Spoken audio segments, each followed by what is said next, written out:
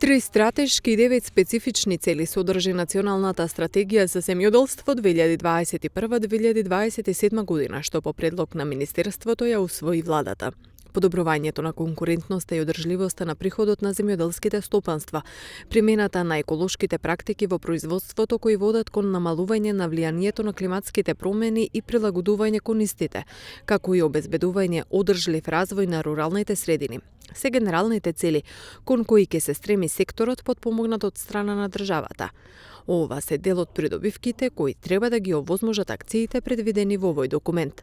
Стратегијата е трет поред документ од овој тип кој на организиран и системски пристап ги дефинира политиките кои ќе се спроведуваат во претстојниот 7-годишен период, нудејќи одговори во справувањето со тековните и идни предизвици во производството на храна и управувањето со природните ресурси поврзани со земјоделството, како и генерално за животот во руралните средини.